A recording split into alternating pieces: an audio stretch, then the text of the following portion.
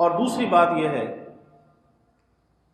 کہ اللہ کے حبیب صلی اللہ علیہ وسلم ہمیں کسی جشن کے راستے پر چھوڑ کر نہیں گئے، بلکہ آپ تو ہمیں ایک بابرکت مشن دے کر گئے ہیں، جشن کے راستے پر نہیں۔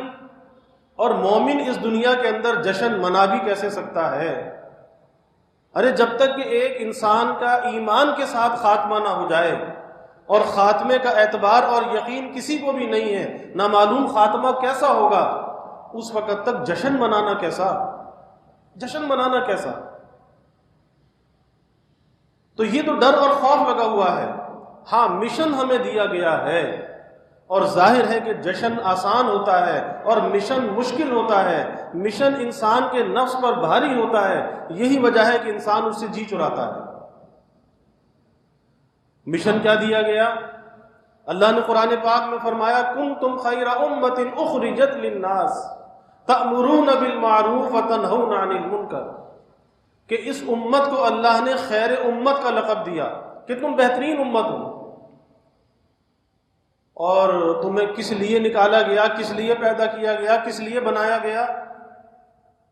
دو کام ہیں، امر بالمعروف نہی عن المنکر، کہ نیکی کی تلقین کرنا اور برائی سے روکنا، خود بھی نیکی پر چلنا، دوسروں کو نیکی پر چلانا، خود برائی سے بچنا اور دوسروں کو برائی سے روکنے کی کوشش کرنا۔ تو ہمارا تو دنیا میں آنے کا مقصد یہ تھا، ہمارا مقصد یہ نہیں تھا کہ ہم دین کے چہرے کو مسخ کر دیں اور اپنے نبی کی تعلیمات کو ایسا مسخ کر کے پیش کریں کہ لوگوں کے سامنے حقیقت ہی نہ رہے۔ اور پھر وہ نبی جو ہمیں رزق کے ذرے ذرے کا ادب اور احترام سکھلا کر گیا، ذرے ذرے کا، آج اس نبی کے نام پر جو جشن منایا جائے، جلوس نکالے جائیں، تو لوگ فلیٹوں پر سے پارسل بنا کے پھینکتے ہیں، گاڑیوں میں سے پارسل لٹائے جاتے ہیں، آدھی چیز ہاتھ میں ہوتی ہے، آدھی چیز سڑک پہ ہوتی ہے، اور وہ اللہ کا جو رزق ہے، جو کتنی قیمتی چیز ہے کہ انسان ذرے ذرے کا محتاج ہے، وہ پیروں کے اندر آ رہا ہوتا ہے۔ تو اس نبی کی تعلیمات کا اسی مجمع کے اندر یہ تماشا بنایا جائے، اور جو نبی اپنے آنے کا مقصد یہ بیان کرے کہ میرے دنیا میں آنے کا مقصد یہ ہے کہ میں یہ گانے باجے، یہ آلات مزامیر، ان چیز کو مٹا دوں، ختم کر دوں، توڑ دوں، اس مقصد کے لیے اب میں دنیا میں آیا۔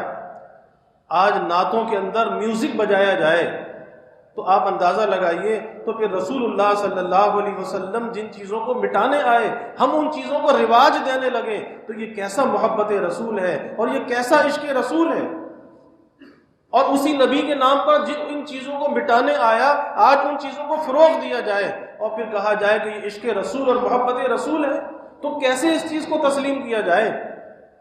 آپ اندازہ لگائیے۔ اور آج یہ سب کچھ ہو رہا ہے، سب کچھ ہو رہا ہے۔ اسی لیے میں عرض کر رہا ہوں کہ جو اصل دین کا چہرہ ہے وہ مسخ کیا جا رہا ہے، اور ایک وجہ یہ ہے کہ لوگ اس کی حقیقت کو سمجھتے کیوں نہیں ہیں، کیونکہ آج لوگوں کی جو رسائی ہے وہ صرف ایک میڈیا کی حد تک تو ہے، لیکن کبھی علماء کے پاس چل کے نہیں جاتے۔ ایک مصنوعی دنیا کے اندر جی رہے ہیں، ایک مصنوعی دنیا کا حصار ہے، یہ سوشل میڈیا ہے، الیکٹرانک میڈیا ہے، بس اس حصار کے اندر یہ سمجھتے ہیں کہ ہمیں تو پوری دنیا کی معلومات حاصل ہے اور اس کے بعد ہمیں کچھ کرنے کی ضرورت نہیں۔ تو کبھی یہ سوچا کہ اس میڈیا پر کنٹرول کس کا ہے؟ اس میڈیا کو چلانے والا کون ہے؟ ارے جتنا بھی میڈیا چاہے آپ کے پاکستان کا میڈیا ہے، لیکن اس کے اکثر شیئر جو ہیں وہ یہود کے ہیں، یہود کا کنٹرول ہے، اور وہاں پر وہی چیز دکھائی جائے گی کہ جو لوگوں کو دین سے اور سنت رسول سے دور کرنے کا ذریعہ بنے، ان چیزوں کو وہاں پہ دکھایا جائے گا۔ حقیقت کو کیسے دکھایا جائے گا؟ اور پھر اعلان یہ ہوگا کہ جی آپ صلی اللہ علیہ وسلم کا یوم ولادت بڑے عقیدت و احترام سے منایا گیا۔ تو یہ عقیدت اور احترام ہے؟ سالگرہ کا کیک کاٹنا اور ہیپی برتھ ڈے یا رسول اللہ کہنا یہ عقیدت اور احترام ہے، یا اس عقیدت و احترام کو پامال کرنا ہے؟ آپ خود اندازہ لگا سکتے ہیں۔ اور اس سے بڑھ کر خرافات ہو رہی ہیں، میں زیادہ تفصیل کے اندر نہیں جاتا۔ تو بھائی ہمارے لیے اصل راستہ جو ہے کامیابی کا، وہ اللہ کے حبیب صلی اللہ علیہ وسلم کی تعلیمات ہے، ان تعلیمات پر عمل کرنا، یہی سچے عشق و محبت کی دلیل ہے۔ اسی لیے آپ صلی اللہ علیہ وسلم نے فرمایا من احب سنتی فقد احبنی، ایک معیار بتا دیا، ایک پیمانہ بتا دیا کہ جس نے میرے طریقے سے محبت کی، پہلی بات یہ فرمائی کہ جس نے میرے طریقے سے محبت کی، فرمایا اس نے مجھ سے محبت کی۔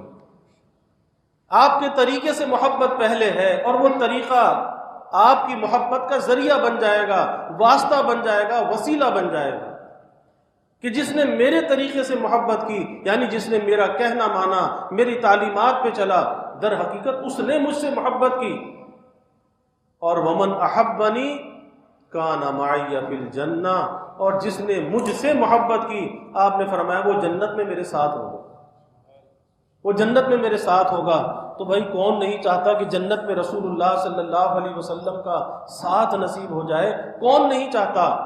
لیکن راستہ یہ ہے کہ جو آپ کے طریقے سے محبت کرے، اور محبت کا مطلب کیا ہے کہ جو آپ کے طریقوں پر چلنے والا ہو، آپ کی سنتوں کا اتباع کرنے والا ہو۔ اور آپ کے طریقے پر چلنا، آپ کی سنتوں پر عمل کرنا بھائی ہر شخص کے لیے آسان ہے، اور ہر زمانے میں آسان ہے، اور ہر علاقے کے اندر آسان ہے۔ دنیا میں کسی خطے کا رہنے والا ہو، کسی بھی ماحول میں رہنے والا ہو، وہ آپ صلی اللہ علیہ وسلم کے طریقوں پر عمل کر سکتا ہے، اور اس کے ذریعے سے اللہ کا بھی محبوب بن سکتا ہے، اور رسول اللہ صلی اللہ علیہ وسلم کا محبوب بھی بن سکتا ہے۔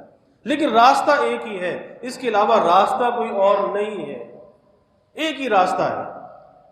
لیکن آج اسی راستے کو ہم نے چھوڑا ہوا ہے، اور پھر سمجھتے ہیں کہ ہم کامیاب ہو جائیں گے۔